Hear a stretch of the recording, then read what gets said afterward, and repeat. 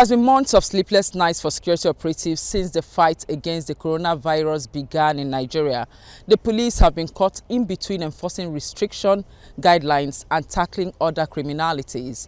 In Rivers, a 5-man gang alleged to have abducted and killed 3 students is now in police custody, bringing an end to a month-long manhunt for the suspects. Plus, residents of Bariga in Lagos are eagerly awaiting the outcome of police findings following the mysterious deaths of one Joy Okun Adole, an indigene of Okpa in Oju local government area of Benue State. Her employer, Nene Fortune Steve, claims it was a suicide, but her family are alleging murder. These are the top stories we'll be tracking on the show today, but first, let's bring you the crime news. Welcome to Crime Watch. I'm Ivy Kanu.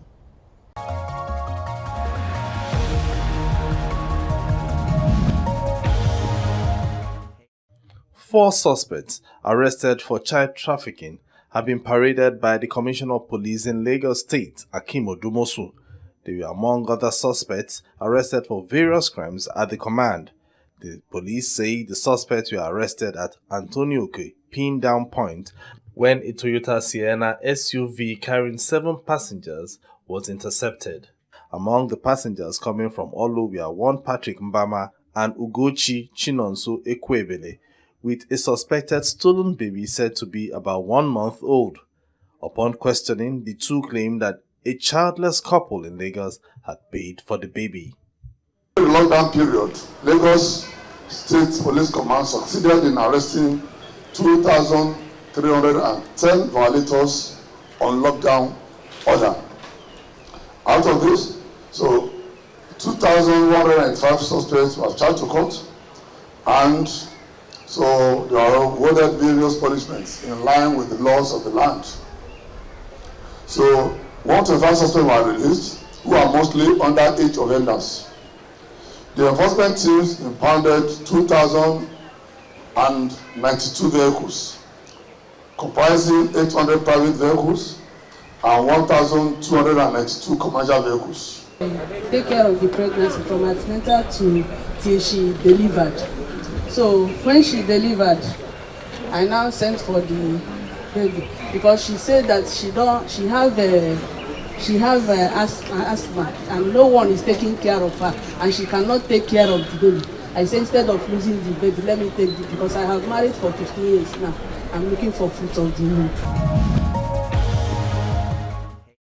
The Inspector General of Police, Mohammed Adamu, has ordered the probe of the chairman, 5-star group Emeka Okonkwo, also known as E-Money, for his alleged flamboyant lifestyle and flagrant abuse of police escorts.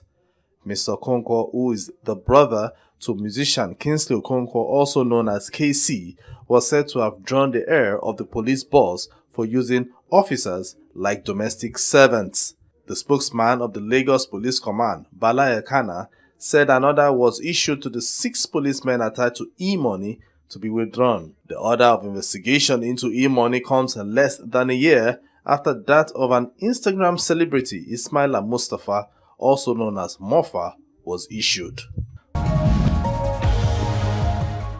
Police have arrested 23 suspected high-profile kidnappers terrorizing 3 communities in Adamawa State.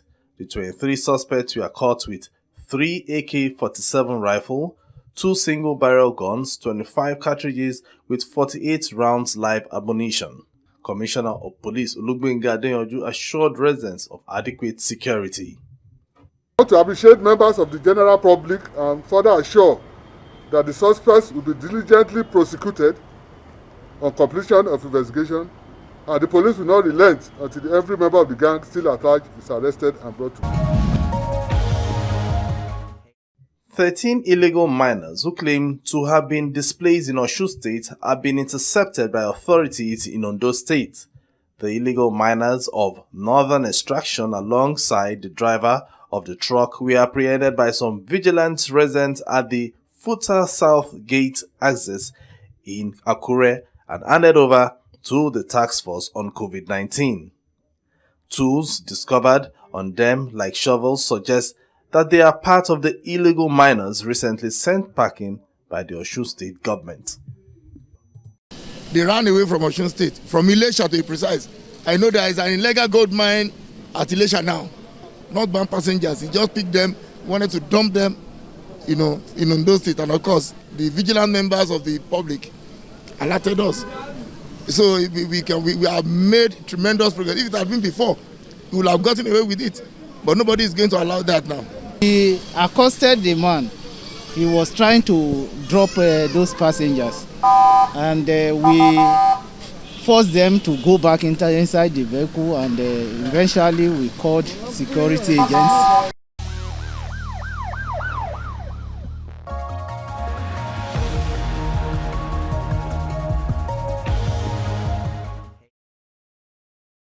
Joy started working with her employer, Nene Fortune Steve, as a maid in January 2020.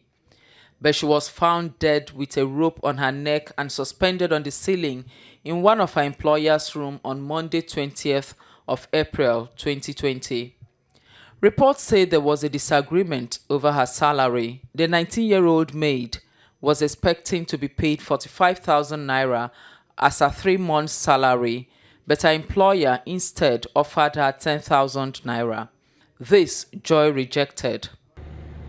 Pained by how their sister died, the Adoles paid a visit to TVC News. They said there's more to Joy's death than meets the eye. 19th of April, they saw Joy with an handkerchief in her hand. And Mrs. Fortune was like, "Joy, what is that thing in your hand?" Joy said there is nothing in her hand. Forcefully, Mrs. Fortune now come and open the handkerchief in her hand. He find the Indomie. "Why do you steal my Indomie and you are eating my Indomie raw?" That was the point. They started beating her. The husband admitted that they beat her on the leg, that actually it was not at that point that he died. According to them, Joy Adole had a dream, and that's to further her education, and that was why she decided to work since her family was not that buoyant. Joy is an innocent girl. He's a very quiet girl. He's humble. It's just that my parent doesn't have much money to send her to school. What do you guys? The Adole say they are pained by the manner she was left hanging on the ceiling to make it look like suicide. It's not possible for my sister to commit suicide and her feet will be on the ground and the hands will be like this. If at all it is a suicide, the hand will drop and the leg will be up dangling. They say it's a taboo for an Ejeh person to be said to have committed suicide, as such a family will be stigmatized. It is forbidden in our town for somebody to die by hanging. It has never happened in the history of our family, and we pray that it will never happen. Meanwhile, police say detectives suspected a foul play after visiting the scene. The rope, how it was hanging, how the leg and everything, and it caused some doubts. How could this be a suicide issue? They found a lot of fresh wounds all over her body at that moment, which the initial even medical report has also shown. There are a lot of signs of violence around her. She was as if she was actually tortured. So the whole thing looked like a stage manager thing. Back at the 18 Ogundola Street, Bariga area of Lagos, where the incident happened, Nene Fortune Steve's neighbor keep mum. They expressed shock and had no information as each tenant lived in their own apartment.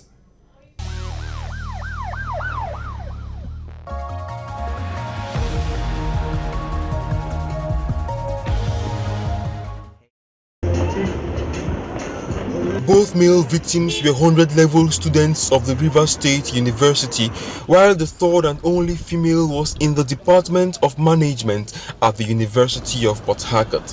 She was in her final year.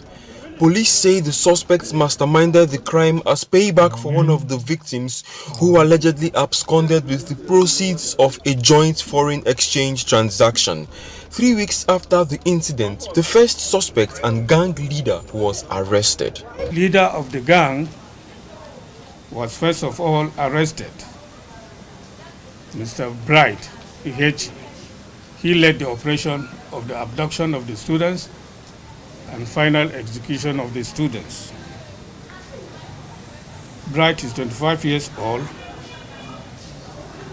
After undergoing police interrogation, he made useful confessions that led to the arrest of 2 other members of the gang. Another suspect later led officers to the location in a rural community outside Port Harcourt, where the corpses of the victims were dumped. The brutal tale continues with confessions of how the only female victim was raped and then killed. The suspects say they committed the crime for money and revenge. The Mr. Nelson, the deceased himself, we had a business together that was worth of 4.6 million since last year, September, so of which he took the money all alone. Since then, I traveled down to Ghana for some time. Then later came back. I tried to make peace with him so I can recover back the money, but all to no avail. So on that fateful day of 7th, I had no other option. When he came around, I had to adopt him with my men, and then they were killed. He is on now because the moon no kill them, who live in a bright because the moon who kill them. For they will come carry them, go inside, will go kill them. And people who rape them have right. He will think he own uncle.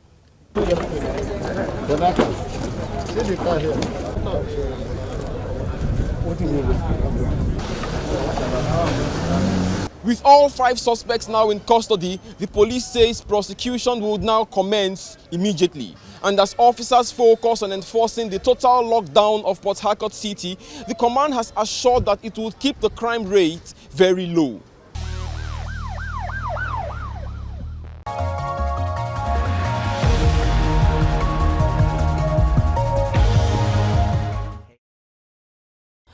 On our interview segment, we serve you the concluding part of last week's chat with security consultant Dennis Amakre on how best security operatives can enforce the COVID-19 directives issued by the government.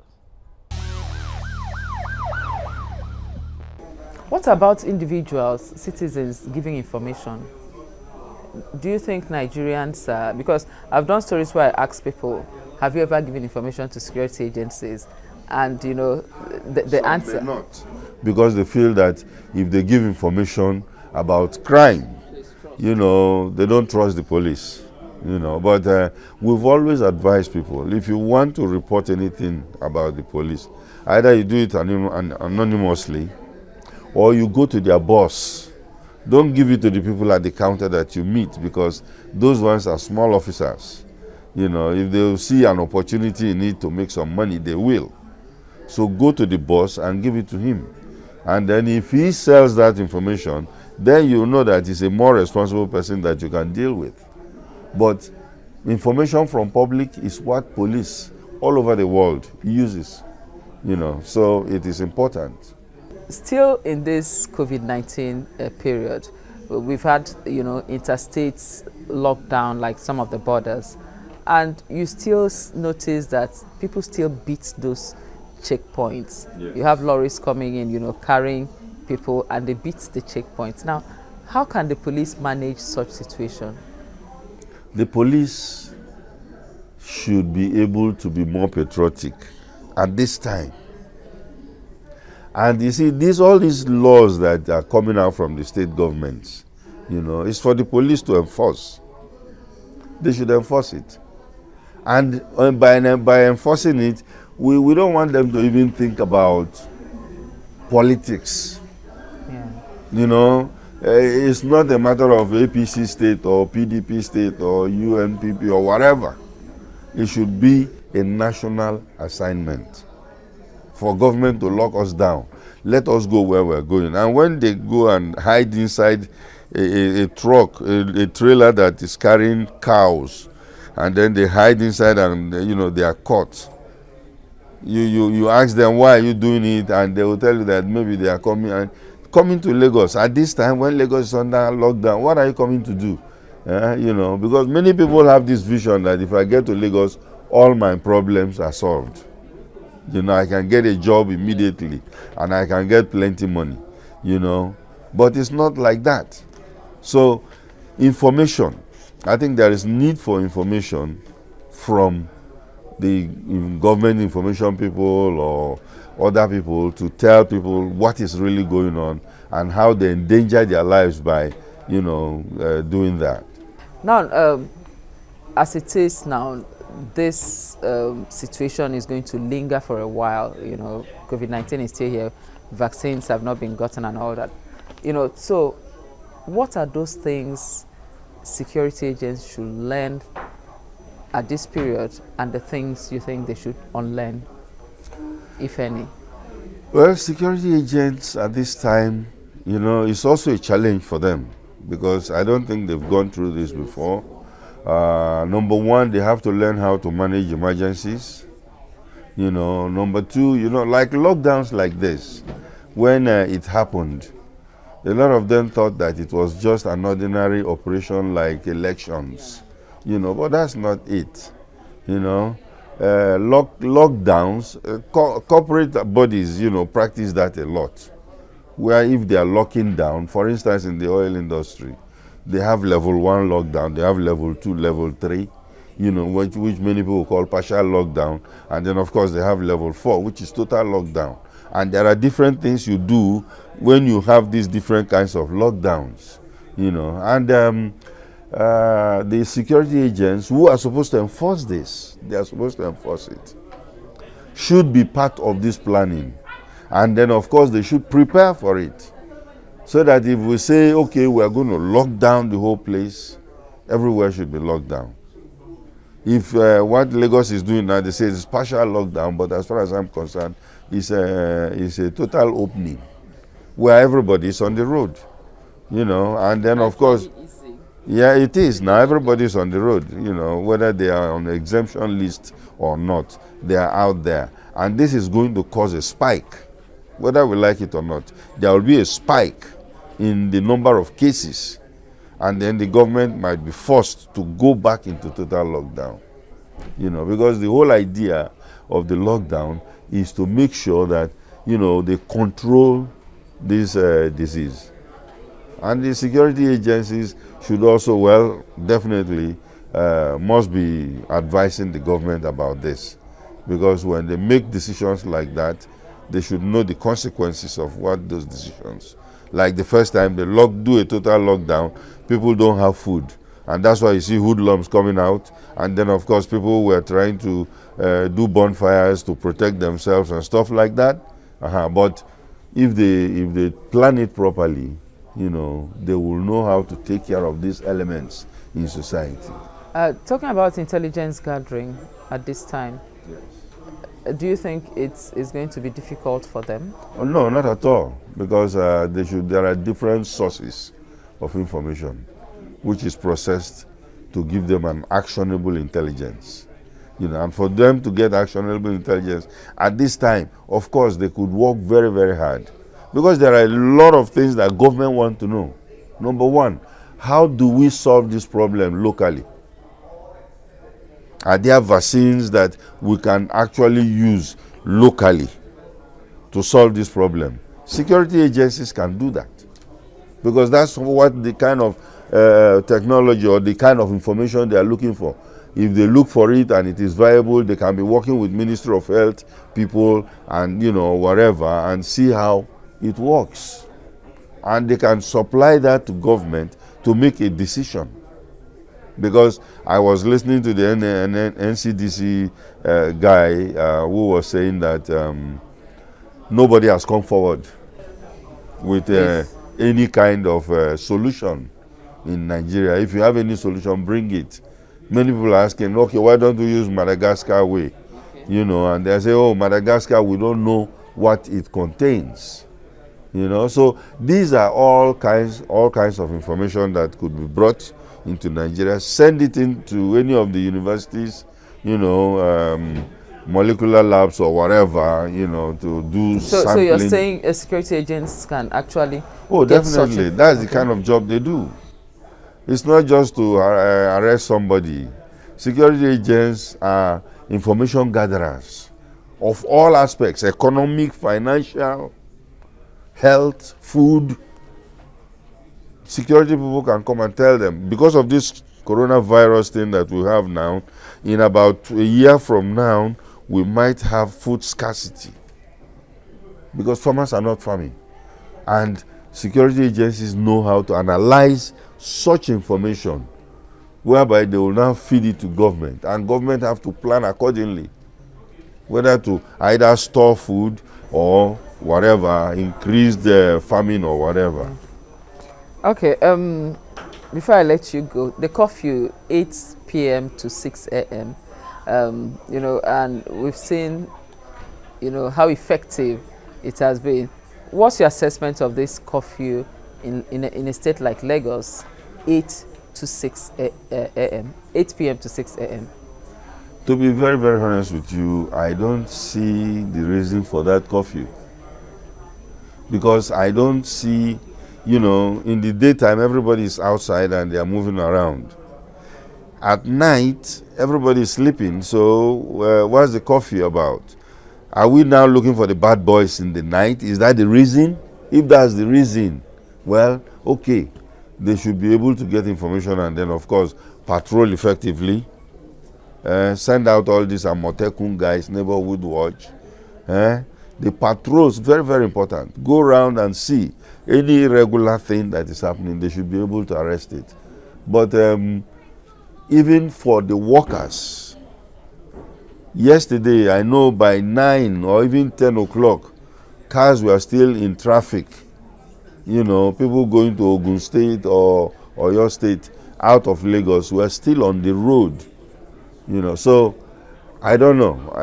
Well, in crisis management situations like this, it is always open to redoing, review, and then of course new policies will come out of it.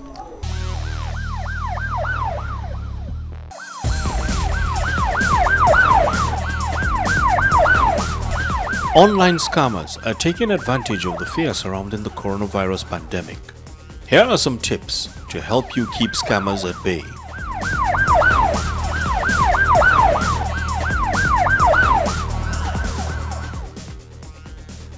Do not open letters or mails from unknown persons who claim to be health experts.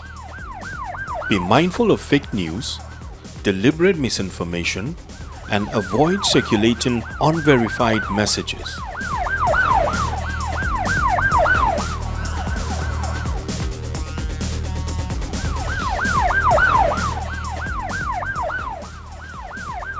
Be wary of scammers who use names of prominent companies to create fraudulent websites. Use strong passwords to secure your email and social media handles.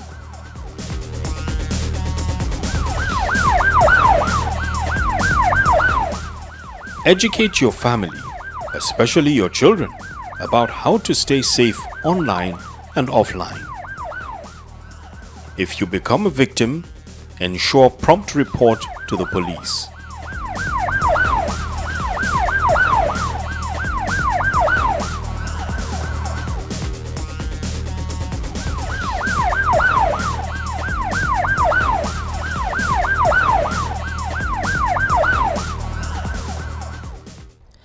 That's our package for today. You can join us for more updates on all our social media platforms at TVC News NG using the hashtag CrimeWatch. Remember, coronavirus spreads easily from person to person when people gather together.